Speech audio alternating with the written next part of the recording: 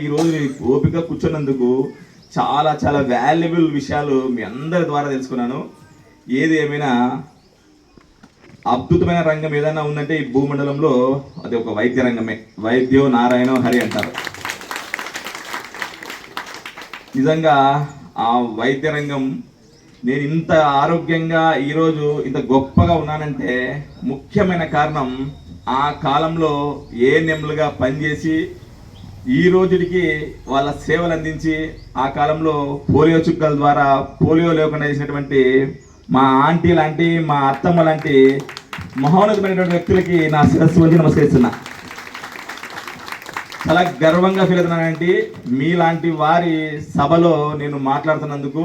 నిజంగా కరోనా విపత్కర పరిస్థితుల్లో విలయ తాండవం చేస్తుంటే మా అందరి ఆరోగ్యాలు కాపాడేటువంటి వ్యక్తులు మీ ఆశా వర్కర్లు, వైద్య సిబ్బంది, డాక్టర్లు. నిజంగా మీకు ఎన్నిసార్లు ఎన్ని వందనాలు తెలిపినా కూడా చాలా చాలా తక్కువే. ఏది ఏమైనా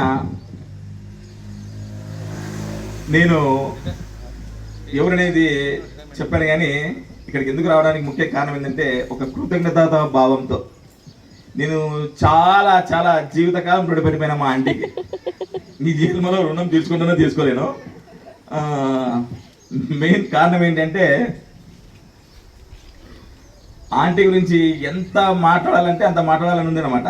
కానీ ఎందుకో ఈరోజు మాటలు రాలేకపోతున్నాయి. ముఖ్యంగా నా భార్య కూడా ముందు ఉంది. అందుకు కారణము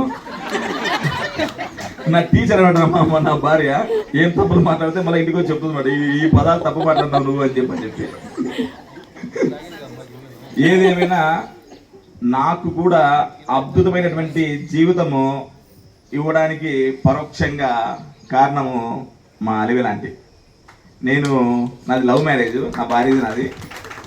నేను అల్లరిగా జులాయిగా తిరుగుతుంటే నాకు ఇవ్వడానికి మా అత్తమ్మ కొద్దిగా అంతో ఇదోగా సంసాయిస్తుంటే దాన్ని టింకరింగ్ పెయింటింగ్ చేసి పెళ్లి చేసి అన్నీ సెట్ అవుతాయి చేయండి అని చెప్పి ధైర్యం చెప్పి మా అత్తమ్మని ముందర నిలబెట్టి, మరీ ముఖ్యంగా ఆంటీనే కాదు ఆంటీలో ఉన్నటువంటి కుటుంబ సభ్యులందరికీ వేదిక ద్వారా ఈ క్షణం ఎప్పుడు వస్తుందని కూడా వెయిట్ చేస్తున్నాను. నేను సుమారుగా అంటే నా పెళ్ళి అయిపోయి కూడా దగ్గర అంటే 13 సంవత్సరాలు అవుతుంది.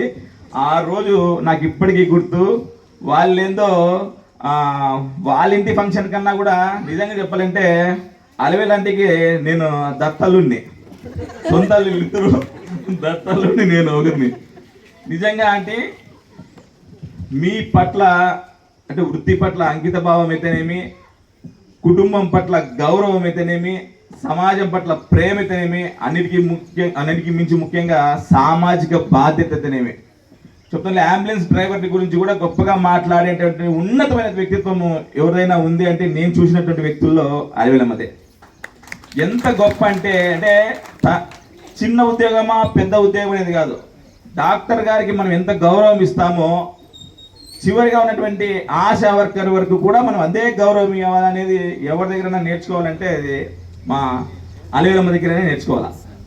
ముఖ్యంగా ఆంటీ సుమారు అంటే చూడండి, మీరు మామూలుగా ఈ కాలంలో 4 ఏళ్ళు 5 ఏళ్ళు 15 ఏళ్ళు జాబ్ చేసి తెల్లారిపోతుంది. కానీ 40 సంవత్సరాలు ఉద్యోగం చేయడం అంటే ఆశామాషి విషయమా చెప్పండి. ఆ కాలంలో ట్రాన్స్పోర్టేషన్ లేదు.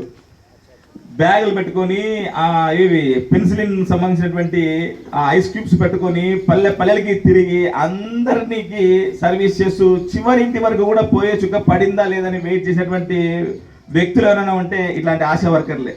నిజంగా ఎంత గొప్ప జాబ్ అసలు ఇది. నిజంగా అంటే మీ అందరికీ మీరు ఎన్నో మాటలు మాట్లాడినారు ఆంటీతో అనుబంధం గురించి. కానీ తల ఉంచి యావత్ ప్రపంచము నమస్కరించాల్సినటువంటి వ్యక్తులు మీరందరూ, వైద్య రంగానికి సంబంధించినటువంటి వ్యక్తులు. అంటే ఏది ఏమైనా నిజంగా మీరు రాబోయే రోజుల్లో ఇంకా నేను చాలా గొప్పగా చెప్తున్నాను అనమాట. స్నేహానికి సంబంధించి దుర్యోధనుడు కర్ణుడు ఎంత గొప్ప, మా అత్తమ్మ మా ఆంటీ అంత గొప్ప అనమాట.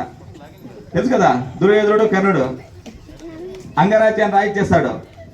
అలాంటి గొప్ప స్నేహం ఉన్నటువంటి వ్యక్తులు వాళ్ళిద్దరు. చూడండి, మామూలుగా ఈ కాలంలో స్నేహం కూడా మామూలుగా ఎన్ని రోజులు చేస్తాను చెప్పండి, 10-15 ఏళ్ళు మించలేదు. కానీ సుమారు అంటే 40-50 సంవత్సరాలు స్నేహం కొనసాగుతుందంటే అంటే ఇక్కడ ఏం చూసుకోవాలా, వృత్తి పట్ల అంకిత భావము, దాంతోపాటు ఎంత గొప్ప ఫ్యామిలీని తీర్చిదిద్దిన విధానము, అన్నిటికీ మించి వాళ్ళ స్నేహాన్ని మర్చిపోకుండా ఉండడం విధానము, ముఖ్యంగా అసలు రిటైర్డ్ అయ్యేటువంటి ఒక చోటు ఇంత గొప్పగా ఘనంగా నిర్వహించుకునేటువంటి అద్భుతమైన అవకాశము అది కొద్ది మందికి వస్తుంది. నిజంగా ఆమెకి ఉన్నటువంటి మంచి అవలక్షణాలు గుణాల వలనే ఈ కార్యక్రమం జరిగిందని చెప్పి నేను గొప్పగా నవ్వుతున్నా. నిజంగా ఆంటీని చూస్తే నిజంగా ఈరోజు చాలా ఈర్షగా ఉంది. ఇంత గొప్పగా మనం జీవితకాలం బతకగలమా అని, నేను ఇంత అత్యున్నతంగా ఇంత మహోన్నతమైనటువంటి వ్యక్తిగా బతకగలమా? బిడ్డల దగ్గర మార్కులే, మొగుడి దగ్గర మార్కులే, స్టాఫ్ దగ్గర మార్కులే, ఫ్రెండ్స్ దగ్గర మార్కులే, గ్రామస్తుల దగ్గర కూడా మార్కులే. అందరూ కొద్దిమందికి మాత్రమే సానుకూలంగా ఉండిపోతారు. కానీ ప్రతి ఒక్కరి దగ్గరగా కొందరి వాడిగా లేకుండా అందరి వాడిగా జీవించినటువంటి మీ జీవితం మాకు ఆదర్శం అంటే ఖచ్చితంగా. అంటే మీరు ఇచ్చినటువంటి సూచన కూడా పెద్దల పట్ల ఎట్లా నడుచుకోవాలనేది. నేను నిజంగా కొద్ది రోజుల్లో డిస్టర్బెన్స్ ఉన్నప్పుడు మేము చాలా లోలో ఉంటాం అనమాట. కొన్ని క్షణాల్లో ఆ లోలో ఉన్నప్పుడు నాకు మా ఫ్యామిలీకి ఆంటీ ఇచ్చినటువంటి మోరల్ సపోర్టు ఎప్పటికీ మర్చిపోలేను. నిజంగా మా అత్తమ్మ ఇట్లాంటి రిటైర్మెంట్ ఫంక్షన్కి వచ్చి నాకు ఒక మహత్తరమైనటువంటి చిట్కా చెప్పింది. మీ అందరికీ కూడా చెప్తాను, జీవితంలో అందరికీ ఉపయోగపడుతుంది, ఇది ఉపయోగించుకోండి కూడా. అదొక మాట చెప్పేసి నా ప్రసంగాన్ని ముగిస్తా. చూడండి అబ్బా, రిటైర్మెంట్ అయిందని చెప్పి నా మిత్రురాలు ఇంట్లో ఉంది కదా అని చెప్పి మీరు చిరుపురులు అడగకూడదు అని చెప్పింది. సర్లే అంటే ఎట్లుంటాం అప్పట్లా అనుకున్నాను. ఏం చెప్పినా కూడా ఓకే అత్తమ్మా, సరే అత్తమ్మా, ఉంటా అత్తమ్మా అని చెప్పు, ఆనందమైనటువంటి జీవితం గడిపేస్తాను అని చెప్పింది. నిజంగా అదే చిట్కాన్ని ఫాలో అవుతాను. నేను పని ఏం చేయను, మళ్ళా మైతమేం చెప్తుంది, ఎందుకు చెప్తానంటుంది, నేనే విన్ను. కానీ పెద్దల పట్ల అదొక గౌరవమైన మాట. సరే అత్తమ్మా, ఉంటా అత్తమ్మా, చేస్తాను అత్తమ్మా, అంతే. ఇంతవరకు మళ్ళీ మా ఇద్దరు గొడవ వచ్చింటే ఒట్టు చూడండి. మీరు కూడా మీ అత్తలతో ఇట్లాంటి అద్భుతంగా మలుచుకోవాలని చెప్పి ఏదేమైనా కృష్ణగిరి పిఎస్సి నా జీవితంలో మర్చిపోలేనటువంటి పిఎస్సి ఇంత గొప్ప అవకాశం ఇచ్చింది. ఇంత మంచి ప్రసంగాన్ని కూడా నాకు ఇవ్వడానికి కారణమైనటువంటి మా అలవే లాంటి అసలుకే మర్చిపోలేను. చివరిగా మా కుటుంబ సభ్యులందరికీ పేరు పేరున నా హృదయపూర్వకమైనటువంటి గౌరవ వందనాలు తెలుపుకుంటూ సెలవు తీసుకుంటా. జై హింద్, జై భారత్ మాత.